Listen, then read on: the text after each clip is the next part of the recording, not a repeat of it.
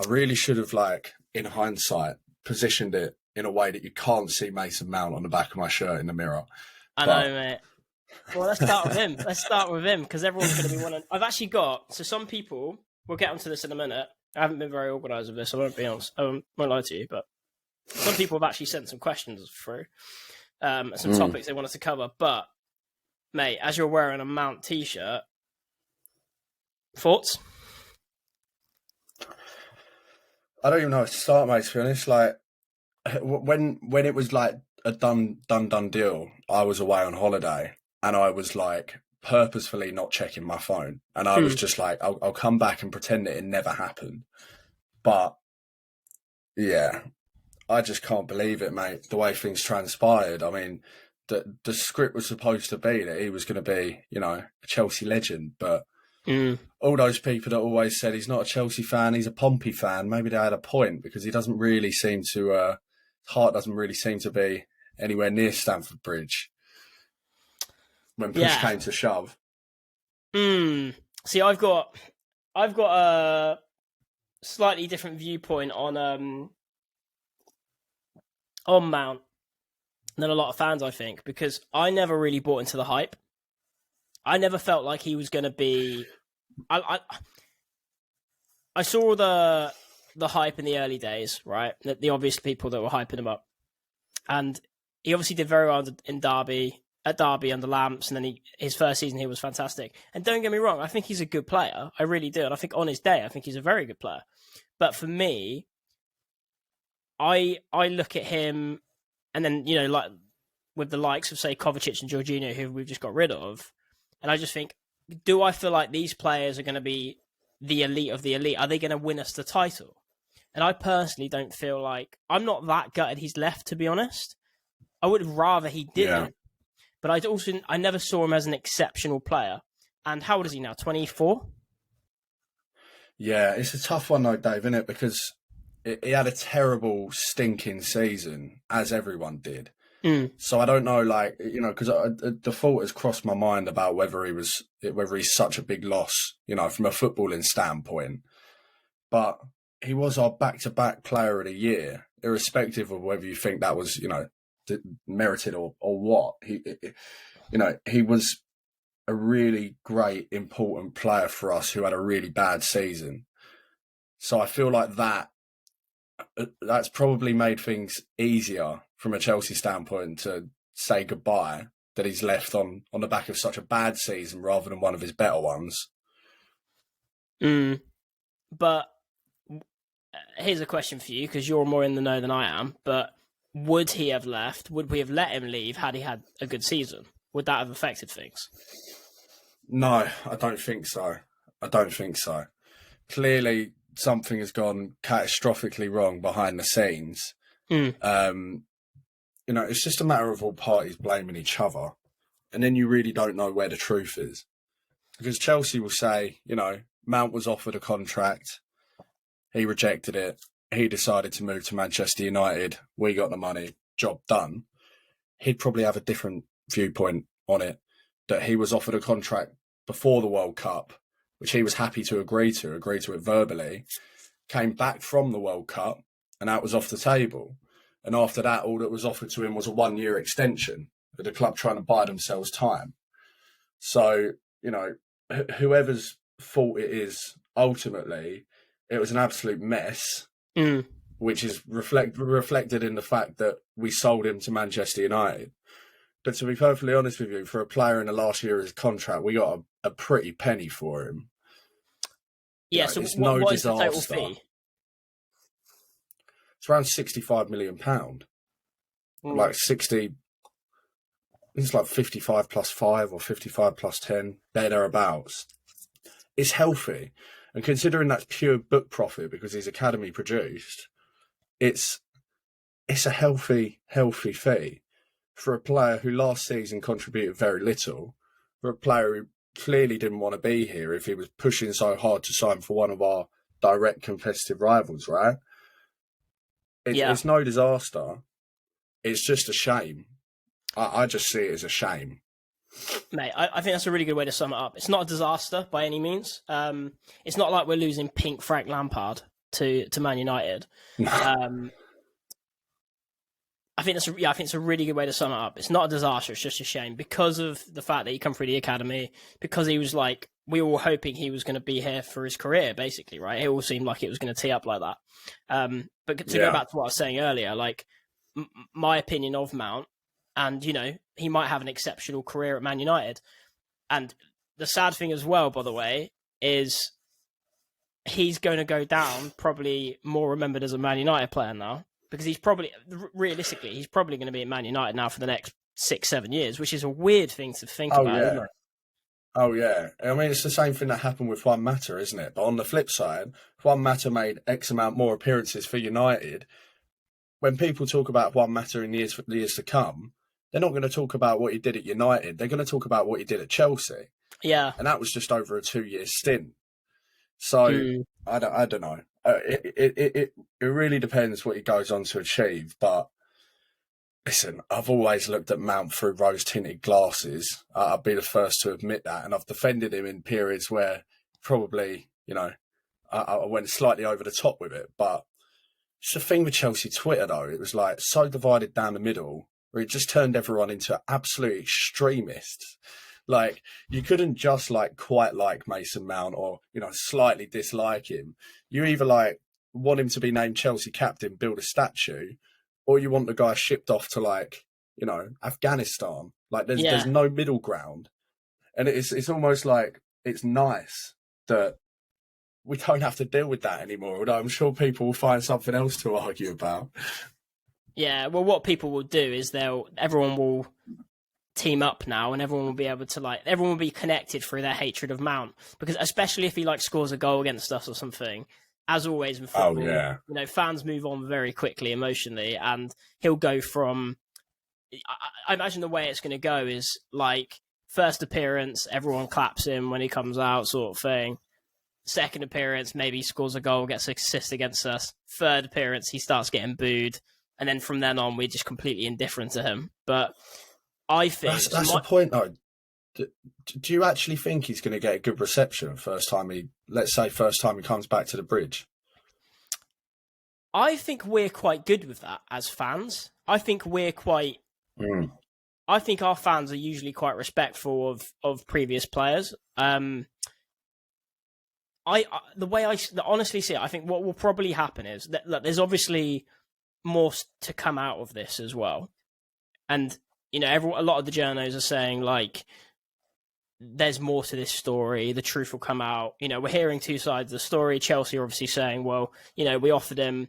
I mean, let's just summarize what the situation actually is then. So, my understanding of it, right, as someone who's sort of been following it quite passively, because frankly, I just got sick of it.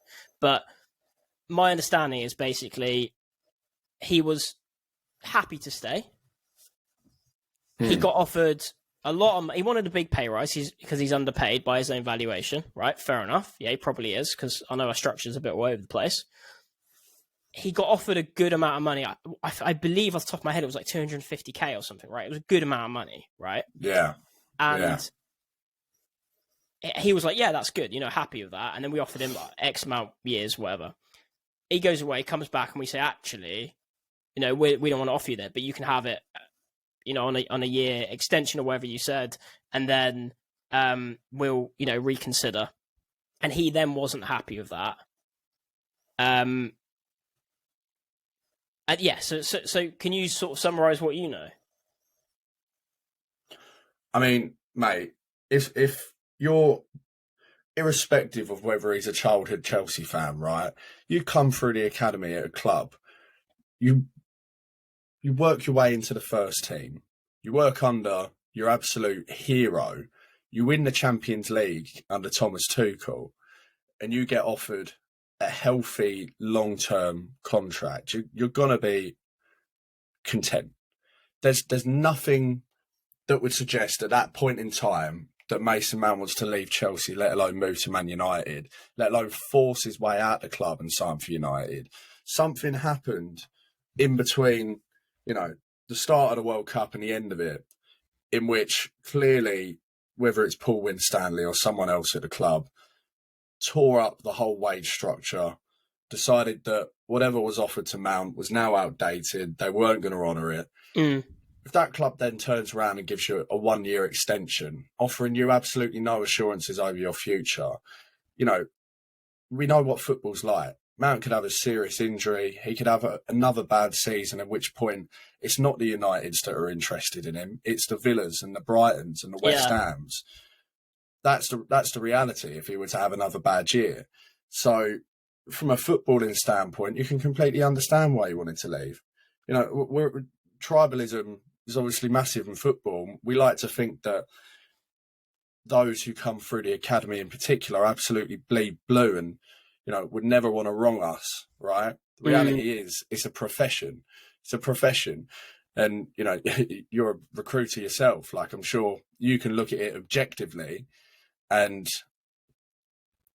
see why he was left with very little option but to move from a professional standpoint, from a career standpoint. Yeah. The thing is, like, I think it's like people seem to want to go to the extremes, like you mentioned, like on Twitter, right, where we live and we get our football news and conversation, and it's either, you know, it's all Chelsea's fault, Chelsea fucked Mount over, whatever, or it's, you know, Mount's a traitor, and I think it sits somewhere in the grey area, if I'm honest. Like, I think, look, Mount clearly, I think if you're desperate to stay at a club, like you absolutely love the club, you don't leave. It's very simple. You don't leave. Now, yeah, obviously, you know, you have to be valued and that sort of thing. But at the end of the day, if you bleed blue, you're gonna stay, or you're gonna find there would have been some sort of agreement to be made. I think the reality is, it's like Mount wanted to stay. He wasn't desperate to stay in terms of, like, he's not going to make financial sacrifices, but he's, you know, he's happy to stay, keen to stay.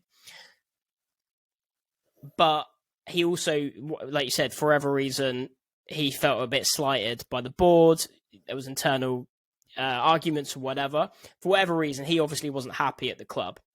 Man United are coming for an offer, you know, big team. They're building something.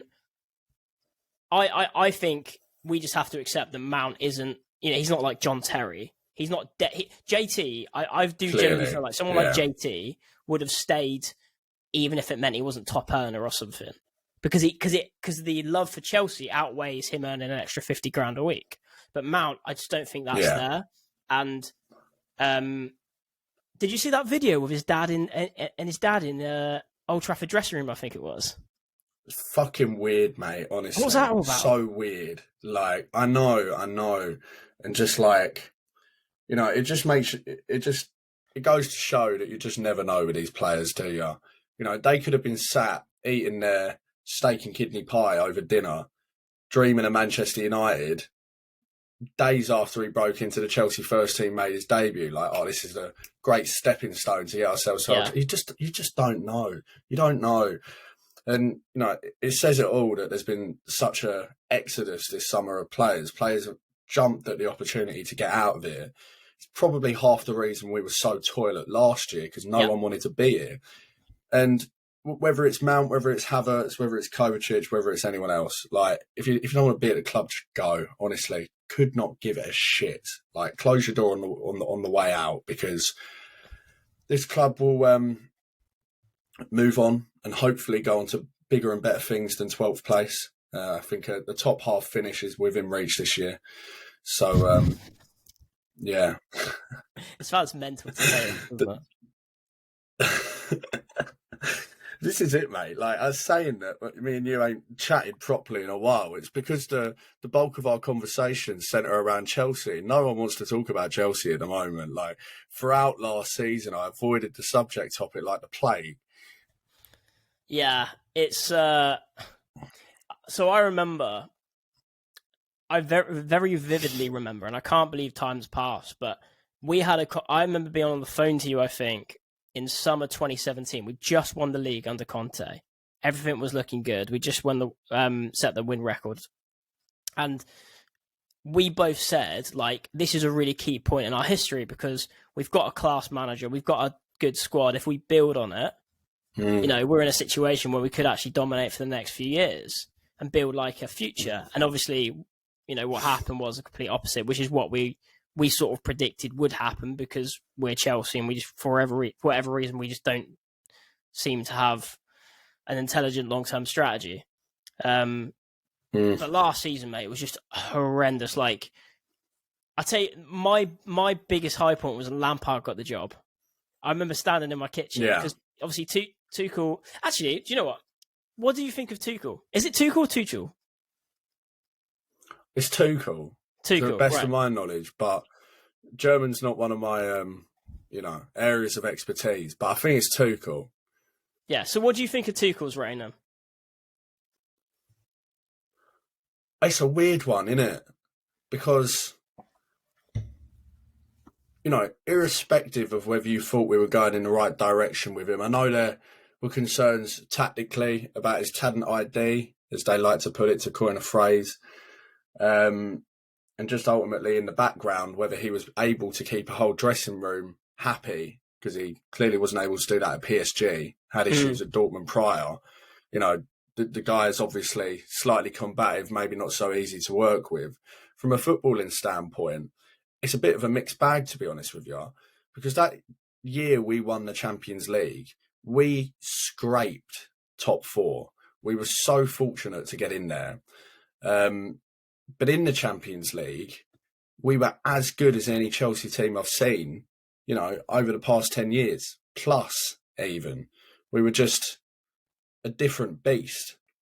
And it's not such a good sign when, let's say, heading into the start of, I suppose it would be the start of the season before last, when we signed Lukaku after we'd won the Champions League.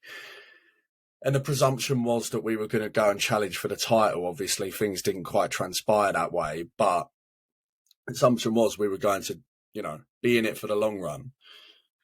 I think it became pretty apparent that Tuchel's the kind of manager that can motivate a team for one-off games, but whatever he's doing behind the scenes is not sustainable over the course of a season.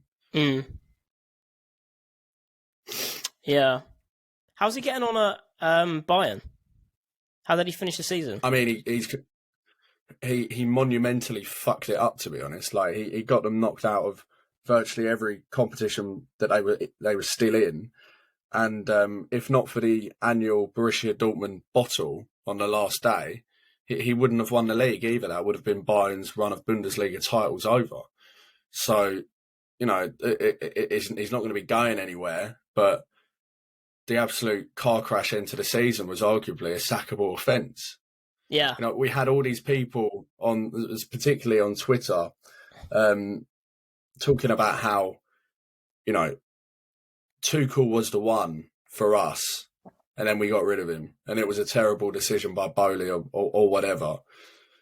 But maybe it was just kind of slightly justified by him walking back into not just any job, but what is objectively one of the easiest jobs in world football, managing Bayern Munich and trying to win the Bundesliga and coming this close to absolutely messing it up. It slightly justifies, maybe Bowley saw something that we missed. But to be honest, you can't forget a Champions League win, but the rest of his tenure was mostly forgettable. You talk about domestic cup final defeats as well. And when we had bad days, we had really bad days. It would be mostly forgettable if he didn't win the Champions League, which makes it a bit of an enigma, to be honest. Yeah, you're going to think I'm an idiot here, but I actually didn't enjoy it. I actually didn't enjoy, and I don't look back as that Champions League win half as big as 2012. And I don't know if it was because of COVID and everything, but also maybe because I think in my mind, similar to the Liverpool title win as well, even though they'd sort of already won it, because there was no crowds and stuff. I can't remember. I think it was up until the semi, and I think even the final didn't have a full crowd. But for some reason, there's something in me that's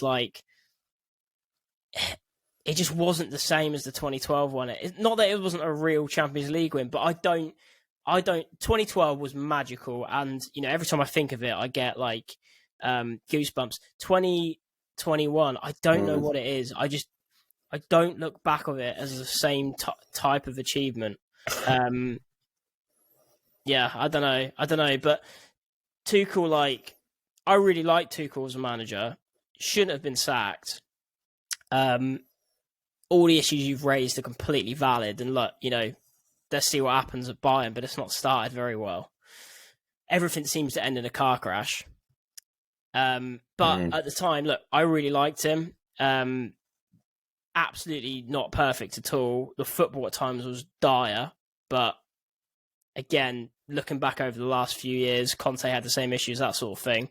I think it's probably a deep-rooted mentality problem with the players that we've had over the last few years. But you don't swap Tuchel out for Graham Potter in any situation. No, yeah, and I think that was half the issue in terms of, there's been so many top managers sacked by Chelsea over the years, most of which were widely adored in the fan base. But we just cracked on with it, and they became distant memories because we appointed someone else and we carried on winning. But for the club to have sacked Thomas Tuchel, who won us the Champions League, and then appointed Graham Potter, to be honest, there is slight revisionism with Potter, because the way he'd started the season with Brighton, he was the most coveted manager in English football. You think if any of the top 6 changed manager at that point in time, they would have been after Potter. Whether they would have been silly enough to pay the amount of compensation we did to Brighton's another matter.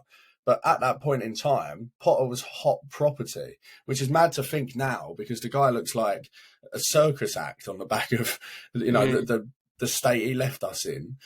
But I just think Chelsea, we love to win, needless to say. But the fans just love a winner.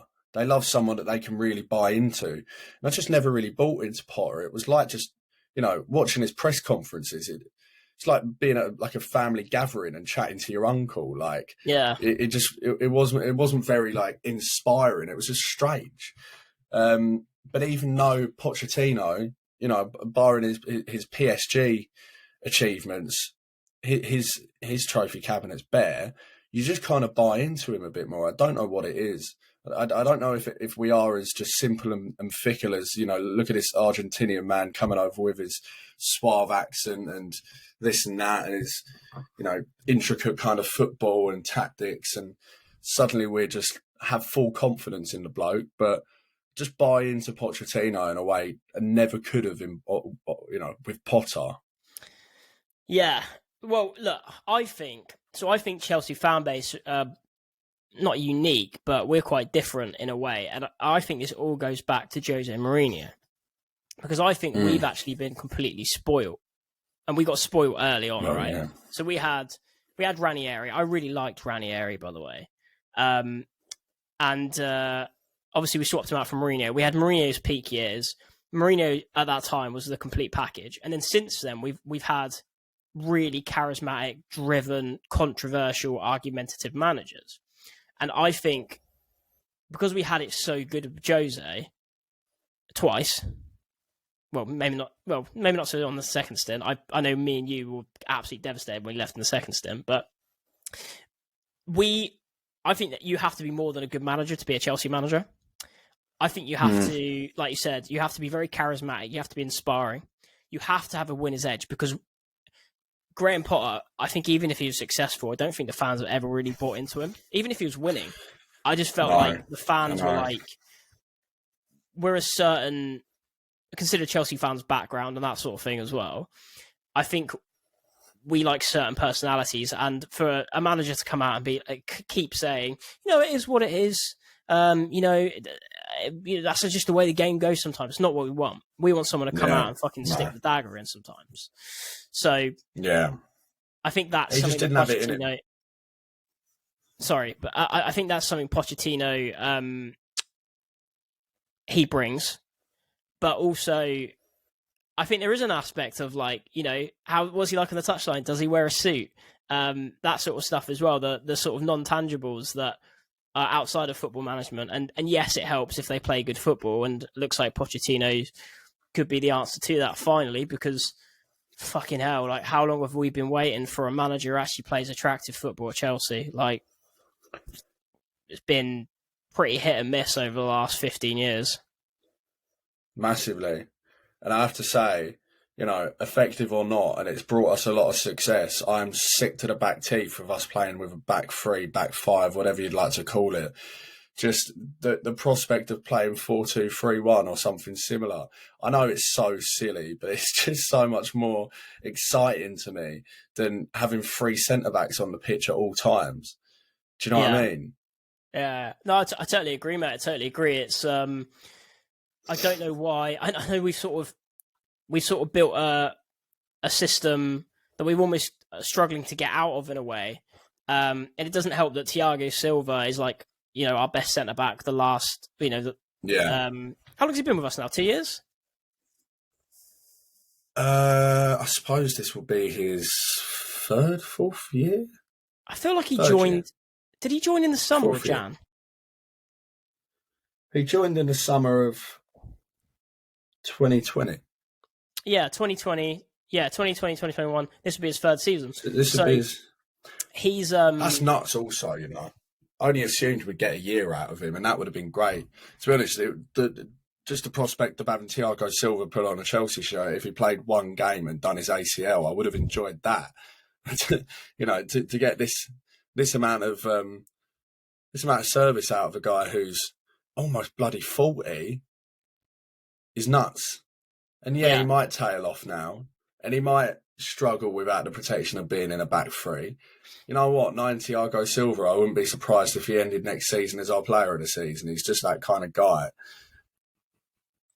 Yeah, he turns 40 next September. Not next September, 2024 September.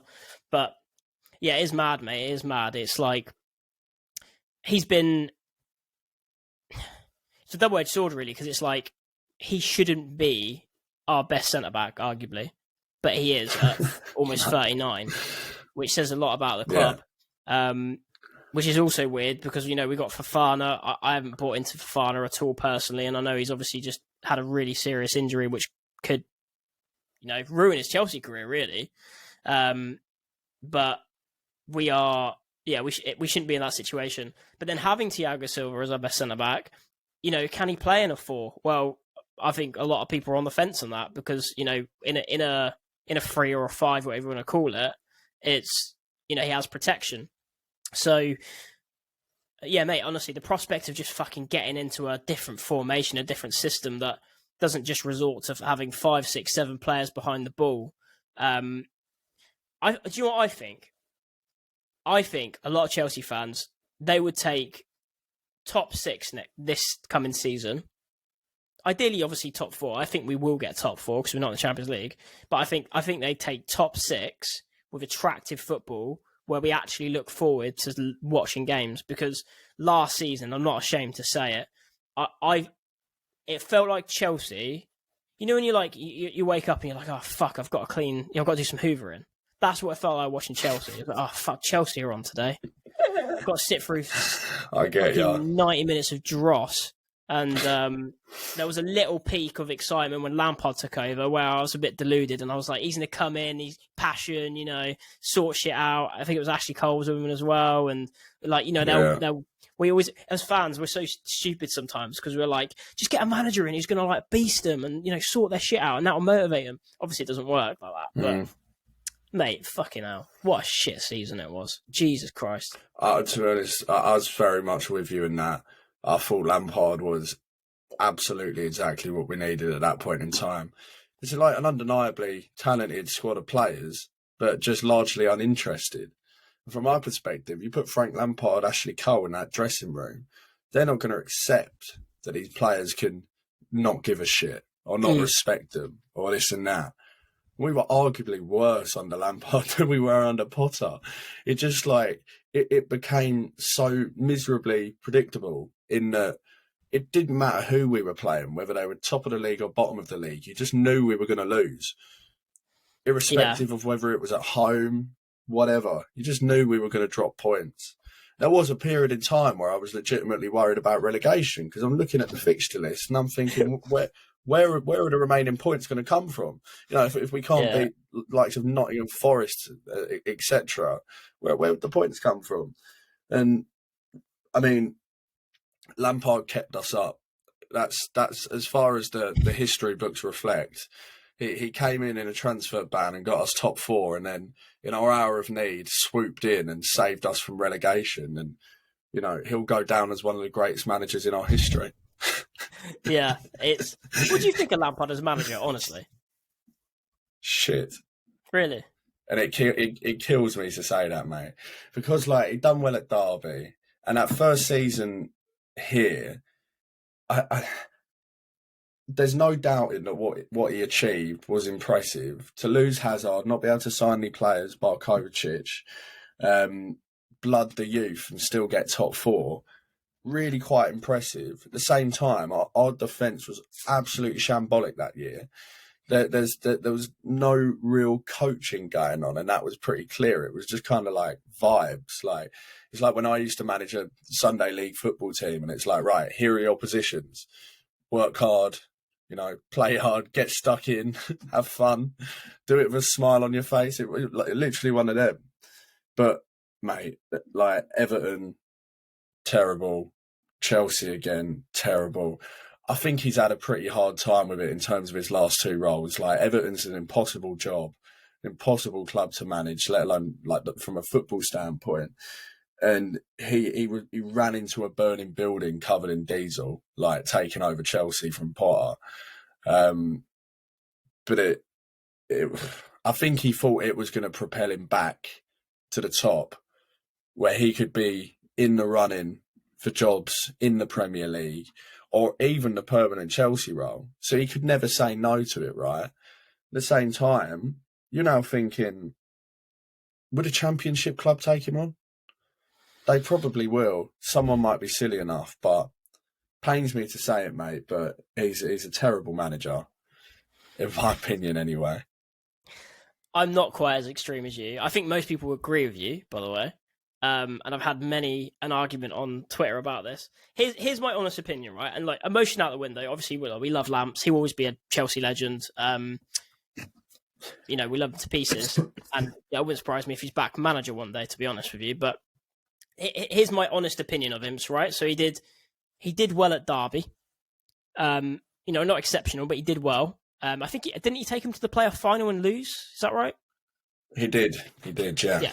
Cool. So he did well at Derby, developed Mount really well. Cool. Nice one.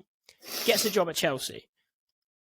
Context, guys. He takes over one of the hardest jobs in world football, arguably one of the hardest jobs in sport, managerial-wise. In his second year in a job, he's only going into his second year of management, right? And like you said, it's one of the hardest jobs in one of the hardest situations after a transfer ban, after losing Eden Hazard, who we knew would be a big loss, and it turns out is probably twice as big of a loss as we thought it would be anyway, right? Because he's, you know, he was doing so much for the club. He comes in, the football was erratic, I think is a good way to play it. I think we actually played some of our best football, you know, attacking football, attractiveness-wise, under Morris and Lampard. Like, the Super Cup against Liverpool comes to mind. We played some really good football.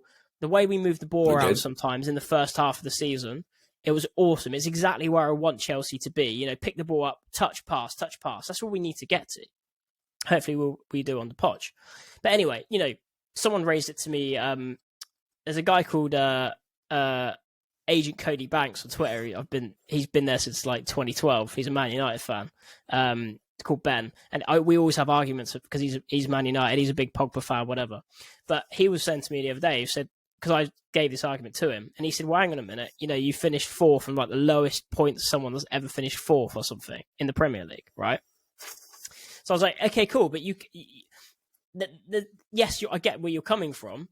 We were like the worst four finish, but at the same time, we finished fourth. Like you can only judge him on the season that he had, and considering the situation, it was very difficult, right? So, you know, on the face of it, you finished top four under the circumstances. That's an excellent achievement, but considering the season, it was a much easier season to finish fourth, probably in Premier League history. Okay, cool. It wasn't as big of an achievement. he still did it. Getting top 4 with that team is a good achievement, right? So I consider his first season quite a big success. And he also bedded in young players, young players that we ended up either getting a lot of money for or, they're still here now, whatever. So first season, great. Good season at Derby. Good season at Chelsea. Goes into the second season, gets loads of big players, yeah? At the time, we thought he was failing massively, not utilising the talent he had. In hindsight, was the talent he had actually any good? The likes of Kovacic, Jorginho, Kai Havertz was meant to be a world beater. In my opinion, he's an absolute hack of shit. Timo Werner was meant to be fantastic, and he started really well, and then was an absolute hack of shit. All these players that we bought, and I think Kante that's when his injury problems started as well. He went on a 16-game unbeaten run. It wasn't a very impressive unbeaten run, but it was an unbeaten run. And then we had a few bad games. I think we had an awful game against West Brom, and then a couple of games later he was fired, I think. But at the time, I didn't think he should have been sacked. I felt he needed more time. And then he's gone to Everton. He's kept them up. A lot of Evertonian thinks he did a very good job in keeping them up. And then he had a pretty poor time after that. But again, very difficult situation. Other clubs would have... I mean, Ancelotti failed at Everton, didn't he? Do you know what I mean? So there's that. And then coming back into Chelsea, again, in hindsight, it looks like a lot of our players probably down tools months ago because they've all gone. They obviously didn't want to be here. Kai Havertz was out the door, as quick as he possibly could. Mason Mount, you've got, and then you've got the dressing room atmosphere and stuff. So anyway, I suppose in summary, is Frank Lampard a world-class manager? No, he's still fairly new to the game. He's only a few years in. And I think a lot of people seem to forget the good stuff he's done, as well as, the awful times he's had. I certainly don't believe that he's the worst Premier League manager ever, which is a lot of people think. No, I mean, he's not as bad as Steven Gerrard, so that's one thing, right? we can take that. I mean, to be honest, mate, it's probably pretty fair, pretty balanced. Guy's had a rough time of it. He just needs to take some more time out of the game and then go get himself an unproblematic job at an unproblematic club and just build up his reputation again. But, the sad part is that I legitimately think he thought he had a chance of being the permanent Chelsea boss, which is sad from my perspective anyway. I'm very much a romantic in the sense that I wouldn't have complained if they gave him the fucking job anyway, even though it would have made absolutely no sense from a strategy perspective. I would have enjoyed it nevertheless. I would have been there pumping out my Super Frank in the same way that I would have taken Mourinho back in the summer. Without even blinking, I would have taken Mourinho back for round 3, and I still would. Interesting. Okay. Why? I still would. I think it's been overplayed, this kind of demise of Mourinho, right? So, he had a bad season at Chelsea. No one can deny that. We finished 10th. We had a serious amount of injury issues and there were some problems behind the scenes. Fine, that was done.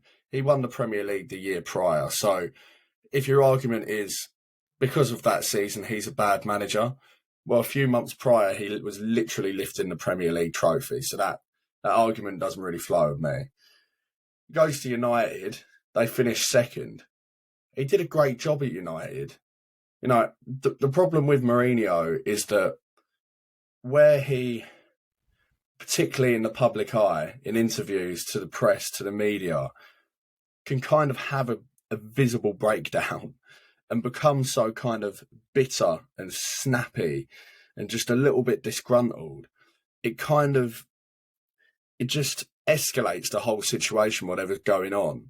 And every single kind of, footballing misdemeanor on the pitch just becomes amplified.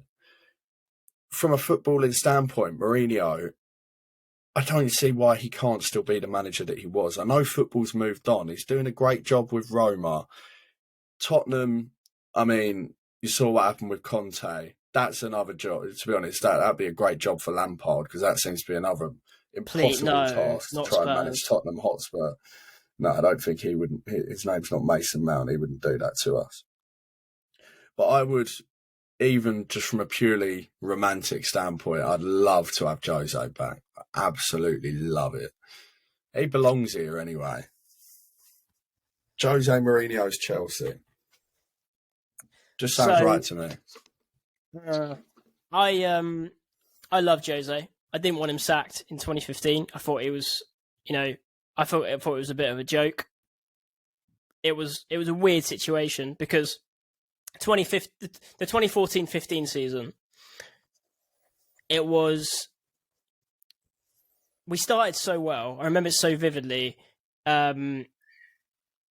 We were playing.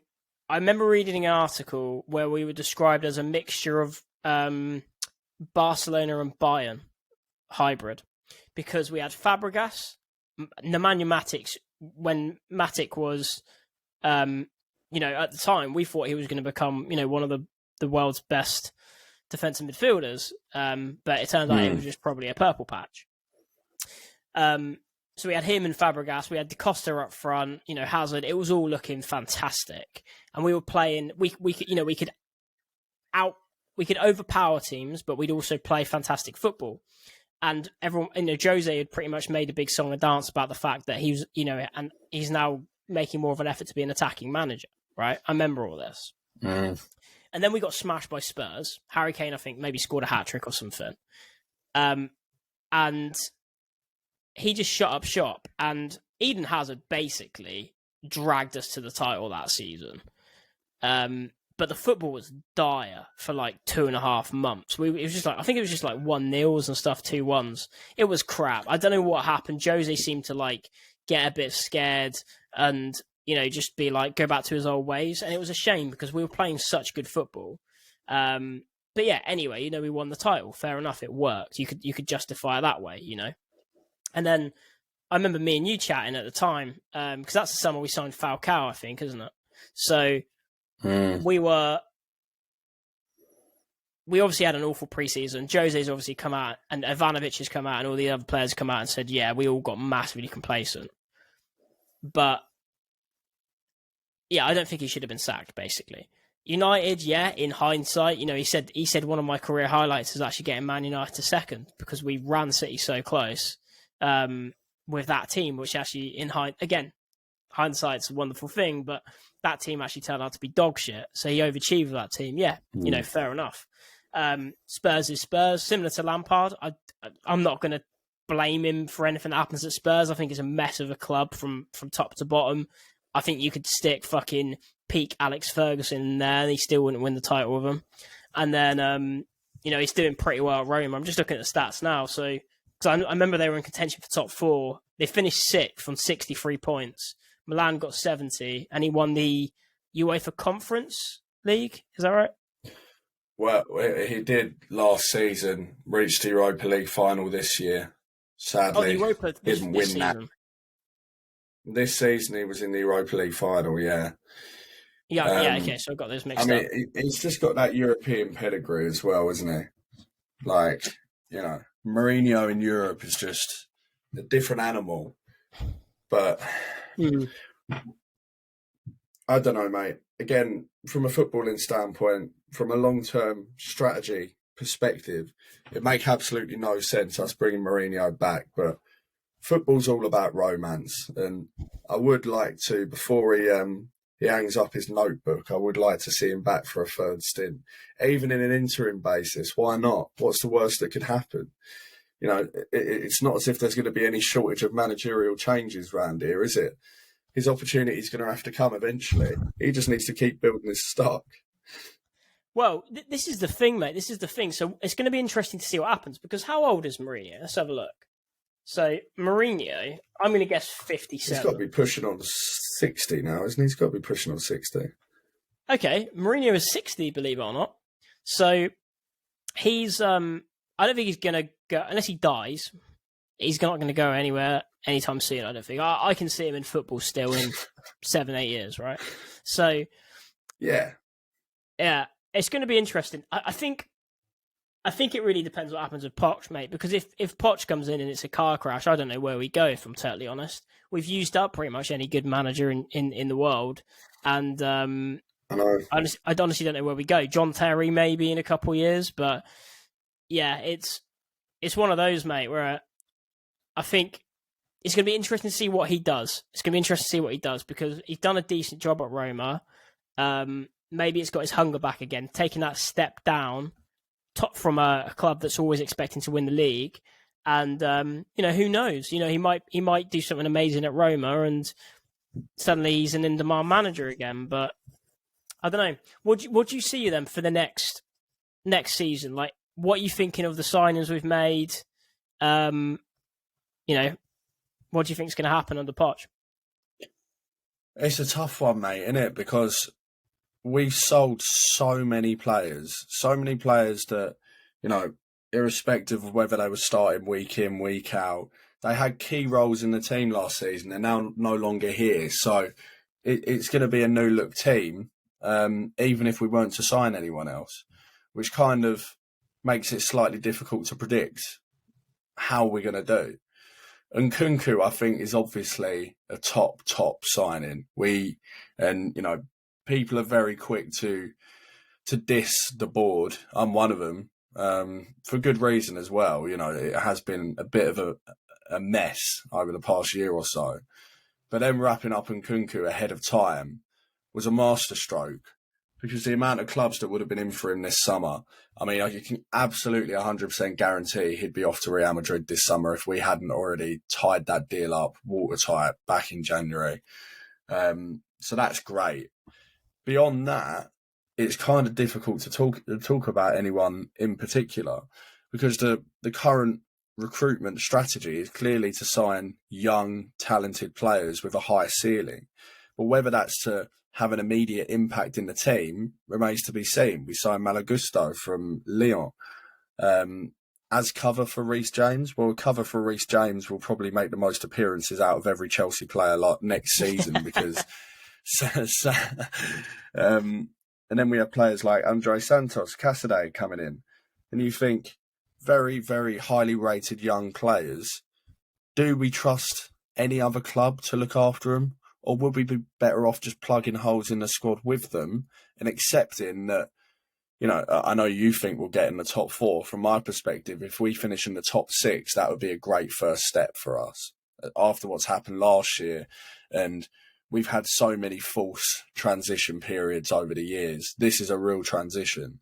Pochettino is gutting the squad and he's making it his own. But these things don't happen overnight. But it's a tough one. We need to get Caicedo signed and sealed as soon as possible, obviously, because we've sold nearly the entirety of our midfield and recruited thus far, well, nobody. So we need to get that done. As someone, I'll be totally honest with you, I haven't seen much of him. I know he's highly rated, and I've only seen as much as like any. I'm not one of those people who loads up a Brighton stream every Saturday and watches Caicedo on my fucking player cam, or claims to.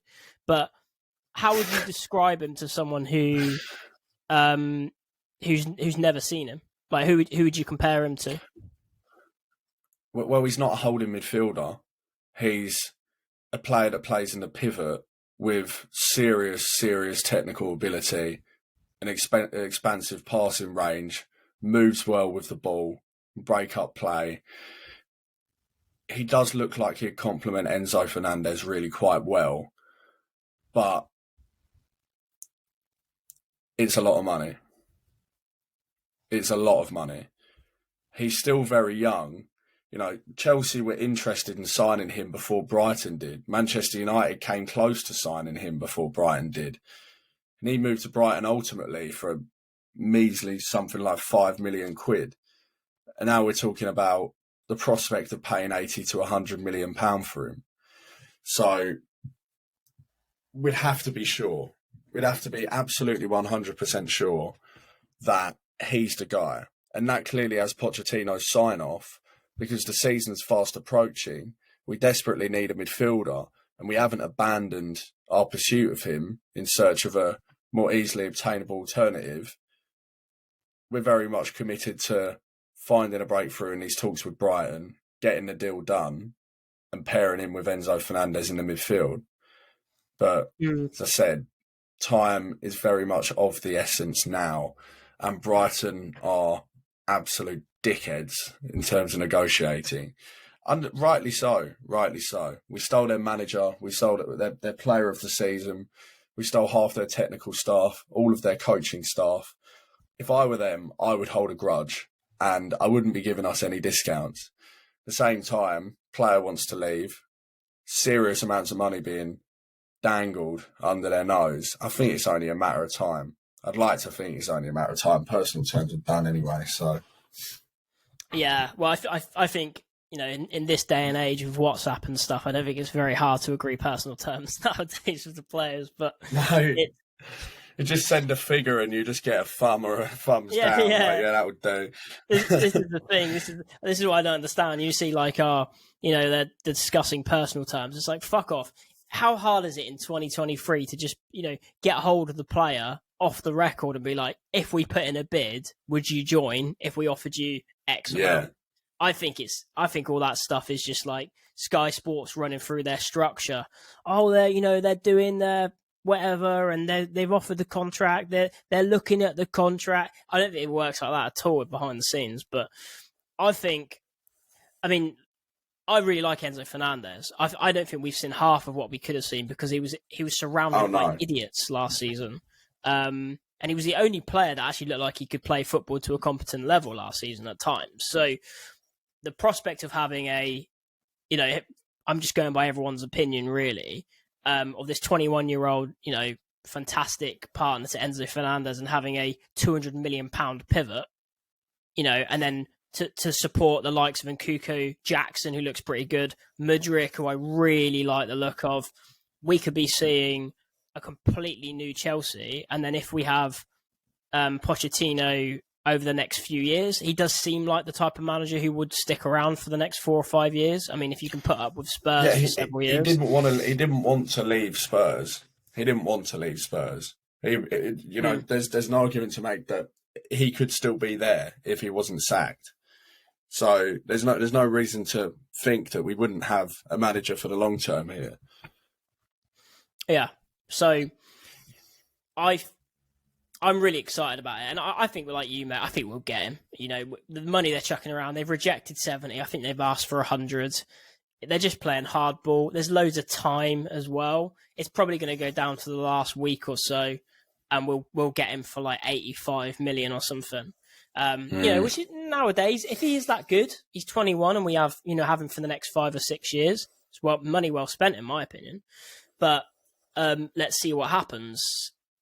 I mean, like you said, you know, we've lost so many players, but the players we've lost, mate, apart from Mount, I'm super happy with the departures. Like, say what you want about the Bowley regime and how much of a fucking car crash it's been.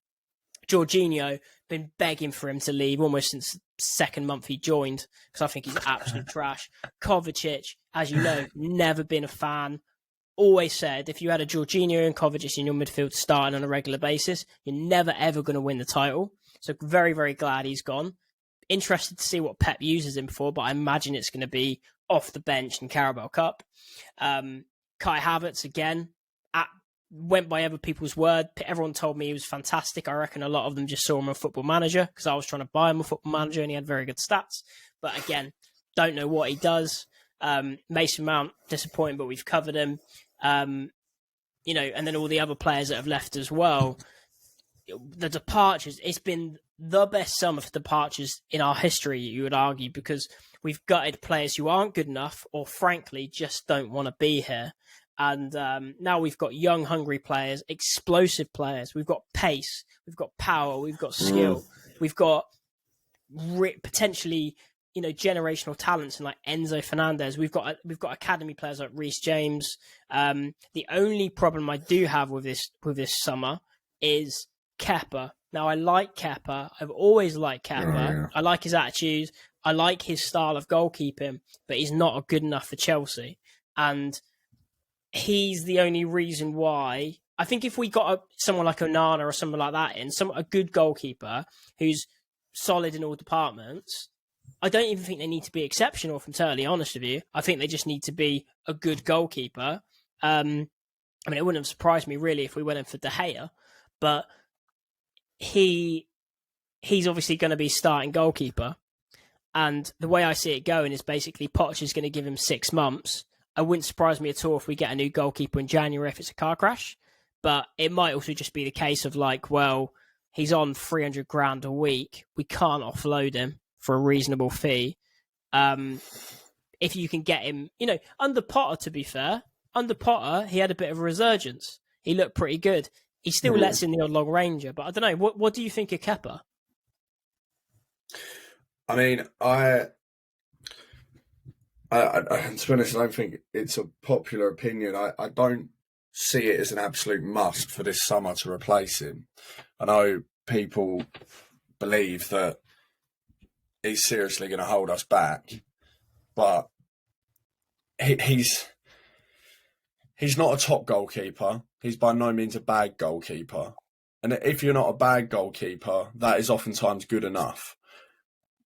If we are going to legitimately have ambitions to go on and win the league at some point in time, obviously not this season, or at least I don't see that transpiring, we are going to need to upgrade on him, but I just don't see it as a priority at this point in time. I mean, the long range argument, I think it's become a bit of a meme, to be honest, because, you see someone rifling a 30-yarder into the absolute top bins, and people are like, "Oh, another goal Kepa's conceded from the edge of the box." Should have saved that. He must be sat there on his phone thinking, "What the fuck? I'd like to see you try and get up there and save that." Like, I was surprised we didn't go for Onana. Though saying that I don't see it as a priority, I'd be surprised if the club aren't, keeping an eye open to the market in terms of available goalkeepers. I'm surprised that we didn't, pounce on that, especially considering we were already in negotiations with Inter over Lukaku and could have used that as a bargaining chip. We just kind of stood by and were happily watching him sign for Manchester United. Now, that's likely for one of two reasons. Either the club have determined that they don't have the necessary funds available, let's say, to get a goalkeeper in this summer, and maybe they'll shelve it to January in the summer. Alternatively, they've got someone else in mind. Now, who that is, who knows? Maybe we'll see as the months go on. But it's one thing having these conversations at the start of June, which, to be honest, felt like yesterday. Come, the end of next week, we're going to be on the verge of going into August. And we still have a lot of unanswered questions. We still have a lot of gaps in the squad. We still have players who do need replacing, whether it's now or further down the line. And we just need to act fast, mate, because pre-season will be gone before you know it. And then we'll be kicking off at the bridge against Liverpool in the opening day. And I would just love Pochettino to be able to do that with a few more signings under his belt, because, we know how important it is to have a fast start at any club. And it's even more so at Chelsea, especially on the back of last season, because the mood's pretty sour across the board among the fan base at the moment, even if we do have renewed optimism under Pochettino. He needs a fast start, and he's currently not really being given the tools to enable that in terms of transfers for whatever reason. But that was a very long-winded way of saying I don't think we necessarily need to replace Kepa this summer. Yeah, so mate, I agree with you, because it's I think Kepa's better than people think he is, but also you're never gonna win the league with him as a goalkeeper. No. Bar some sort of a miracle, and he's good enough to get us in the top 4, I think. If the rest of the squad is, essentially making up for his faults.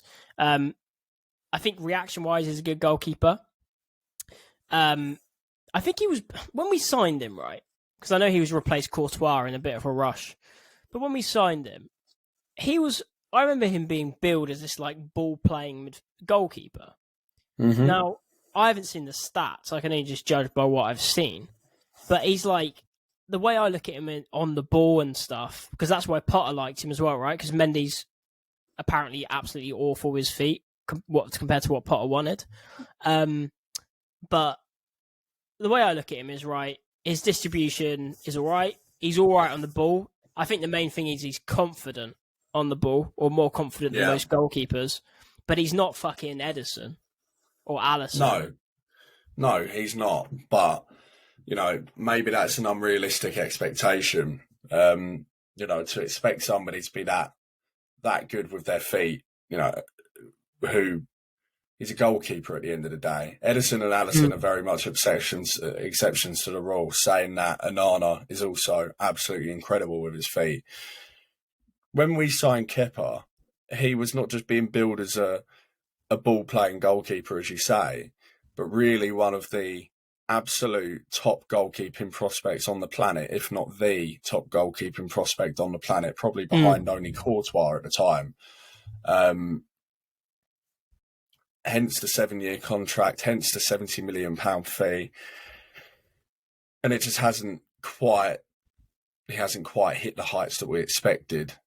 But I like him, to be honest with you, Dave. I don't really have an issue with Kepa. There's certain times with certain goalkeepers where you see them walk out on the pitch and you think, fuck, I hope they never get the ball anywhere near the goal, because you just don't trust him. It's like when we used to have Ross Turnbull in goal.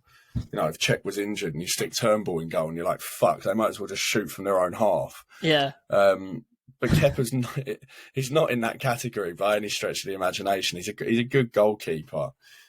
The issue with being a goalkeeper is that if you make a mistake, then you're going to suffer the consequences for it in the shape of conceding a goal. Yeah, I think we're agreed, mate. I think we're on the same wavelength with Kepa, to be honest with you. He's not terrible. He's good enough for now.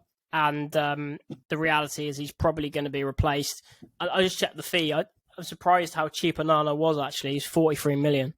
So I think if Chelsea wanted him, we probably could have got him, which leads me to believe that we've probably got someone else lined up. But also, the thing is, right, if Pochettino can take Kepa up just a little bit more of a level, just a little bit, he doesn't have to turn into fucking, peak Petr Cech or whatever. But if we can just take him up a little bit more, and we saw the return to confidence under Potter, by the way, who's an awful manager. But that might save us 80 million over the next couple of years that we can then spend on a fucking striker or something. So I think it's the right decision, unless we came across some amazing young hot prospect who costs us 20 mil. I think to end this, mate, because we've been talking for an hour, there's a couple of questions that have been chucked through on Twitter. I think it'd be good to do some questions from Twitter to get our fans involved. But has my mum been tweeting you again? Yeah. When and why did you become a Chelsea fan? Well, mine's pretty easy. My dad's been a Chelsea fan since birth, since the 60s, 70s. He watched the Chelsea Leeds 1970 FA Cup final. And that's why he's been a fan. And I didn't have a choice. Like, I was in my earliest memory of being a Chelsea fan is Coors being our sponsor and Hullet, Hullet being our manager, maybe, or maybe even who was it? What's his fucking name? Well, Viali. No, it was before that. It was oh my god, my it starts with a H, I think. England manager got sacked from England for dodgy comments on radio. Glenn Hoddle. Glenn Hoddle. So I think Hoddle was before Hullet, right? I think Hoddle was in charge when we signed Hullet, and then Hullet took over as player manager. So that's my earliest memories, very, very early memories. but yeah, I was in a core. I think my first kit was not the cores kit, but the auto glass kit. So yeah, I didn't really have a choice, to be honest, and I'm very glad. What about you? Well, to be honest, I never liked football, which seems a bit mad to say now, but probably not until I was like 5 or 6, because my mum remarried. My stepdad's a Crystal Palace fan, but Right. his son, Chelsea fan. So it was really his son who introduced me to football, gave me a hand-me-down Graham Lasso shirt. And yeah, just became a Chelsea fan from there because, of course, you know, I don't have a biological brother. So as soon as I had one, I just wanted to be him.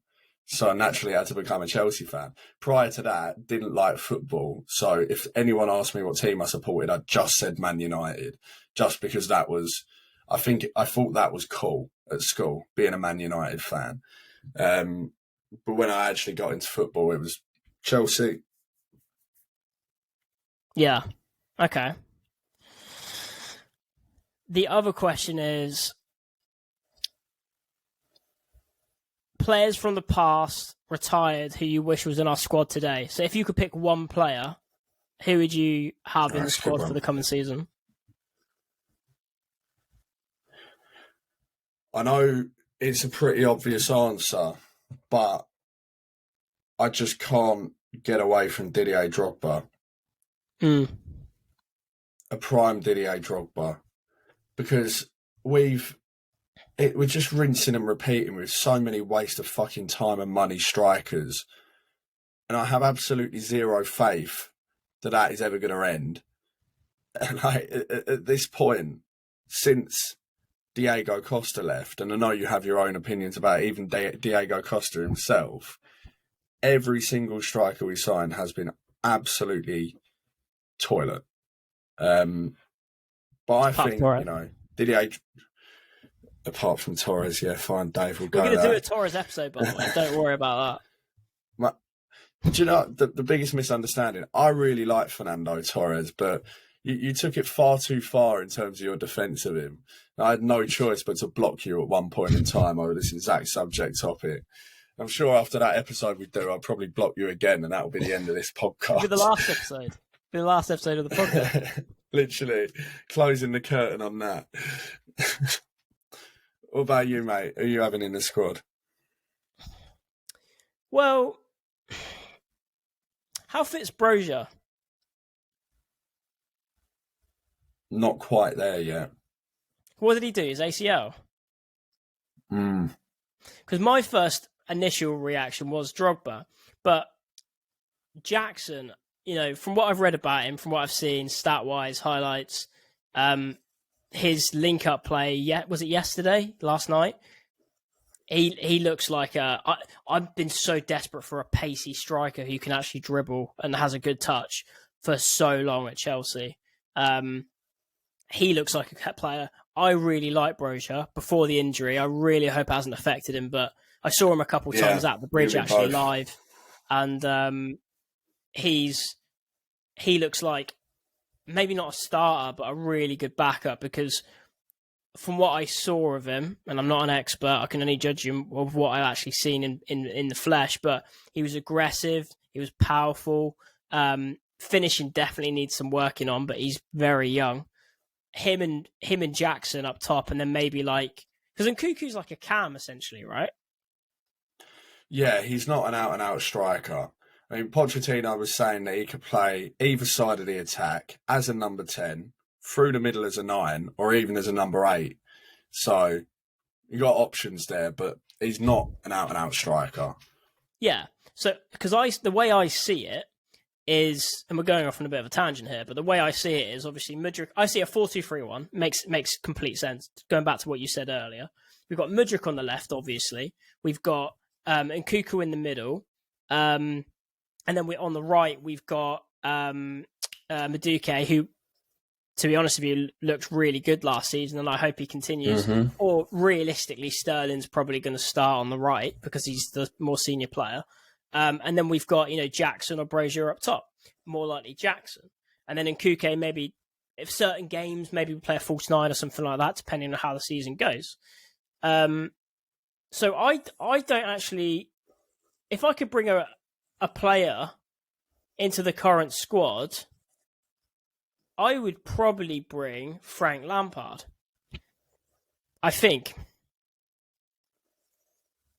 Yeah, I'd probably bring Lampard because he brings you 20 goals a season. And I think the thing that we've massively been lacking over the last X amount of years, actually, is goals from midfield. Because you look at the players we've had, Kante gets a nosebleed as soon as he gets into the 18-yard box. Mason Mount he didn't quite hit the numbers we hoped. He was decent, but not amazing. Kovacic, again, just for whatever reason, can score an absolute banger. But when it comes to do you know what he reminds me of, mate? Iniesta. Iniesta is one of my favourite ever players. I think he's actually one of the best players ever. But I don't understand how you can manipulate a football the way these players do and not be capable of hitting the target from 18 yards out. I mean, Kovacic, technically, carrying the ball and everything, as much as I don't like him, very, very good. How he's so... It's like his foot goes weak as he swings for the ball and he suddenly can't strike it because he can ping a ball. He can ping a 45-yarder, but when you ask him to finish an easy chance, it goes up into the stands. I would love to know the reason from a psychologist or something. It's bizarre, mate. You make a good point about goals from midfield, though, and that is such a tough predicament to resolve. United done it pretty simply with Bruno Fernandes, but I don't see us finding a silver bullet solution just like that. So Lampard's a good shout. Lampard's always a good shout. You could argue, a more defined holding midfielder as well. Someone like SCN, obviously when fit, when in his prime years, profile-wise, maybe that's more what we'd need. But yeah, I mean, the good thing is, in terms of the past, certainly the past 20 years or so, there's a lot of players to choose from that would walk into this starting 11. That's what's seriously depressing, really, that we've had that calibre of players and now we have to endure. Yeah, well, I think the reality is if I'd gone first, I probably would have chosen Drogba. But also, I'm optimistic about Jackson and I'm optimistic about Brozier, but I'm also optimistic. One of the main problems we've had is, over the last few seasons, is chance creation. And we've struggled we've really struggled to provide our strikers, the ones we did have, with a good amount of chances. The chances always seem to fall to the left wingers, right wingers, or the cams for whatever reason. I don't know what it is about Chelsea, but all the fullbacks. Oh, the fullbacks, yeah. The system. Chances always seem to fall to the fullbacks. Yeah. Did you see that stat the other day about Mason Mount? He had I can't remember exactly what it was, but it was something like he scored the most goals of all Chelsea players in the last 3 seasons, and he only scored 27 goals. Yeah, I think since Hazard left, Mount scored the most goals out of any Chelsea player. That is depressing. I mean, having a couple of years back, Jorginho was our top goal scorer in the league, 7 or 8 goals or something like that. All penalties. Christ. You got Erling Haaland scoring 50 goals in his debut season in the Prem. You can't help but think if he walked into that Chelsea team last season instead of the City team, he probably would have scored 12. Yeah. Exactly, mate. Exactly. So if we can solve that problem, and I think it's a fundamental problem with the way the strategy of the team, but also tactically, how we set up, it doesn't serve a striker. The type of striker it serves is someone like Lionel Messi who can drop deep and then connect. But the way we built our teams over the last few years, it doesn't matter who we've got because they're just not going to get the service. Erling Haaland's a great example. One of the best probably going to go down as one of the best goal scorers of all time. But, we've seen him at City. If he doesn't get the service, he's ghost. I don't think he scored in his last 8 games of the season. No, he went on a little bit of a drought, yeah. So if we can solve that problem, we can be... Basically, what we need to do is be a bit more direct, because one of our problems is, again, over the last season, I don't understand why, but when that through ball's on, we don't play it. Aubameyang, as much as, he was a hack of shit as well, the amount of run, if you watch him, he's running in behind. All it needs is a ball from Mount, a ball from Havertz, a ball from whoever. It doesn't come. And whether that's instructions or lack of confidence, I don't know. But if we can solve that problem, there's no reason why the type of Nicholas Jackson can't get 15 goals. Brozier gets 5 to 10. Mudryk probably gets 5. Madueke gets a few. I reckon Enzo Fernandez is going to score a couple bangers because he's clearly up for a long shot and if he's capable. And then Nkuku's probably going to get, another 10 as well. So, yeah, I think, mate, in summary, to summarise this podcast, I think we're in a really good place. If we can get Casido or someone else, we've got a really solid team there, an exciting team, more importantly. And if we can get top 4, if we can get 4th, playing good football, I think we'll all come away thinking Pochettino's a fucking bollocks. Well, just keep our fingers crossed. So I can't endure another season of shite like last year. Yeah, mate. But cool. All right, nice one. Well, look, we've kicked it off. We're off the mark. We are. Yeah, if you're listening on Spotify or whatever, please follow the podcast and rate it. If you're on YouTube, please subscribe. Share the clips as well. I'm going to be putting some clips up on my Twitter. I'm sure Jamie will as well. And we're going to try and do this once a week. So, yeah, it's going to be an exciting season ahead. Cheers, mate.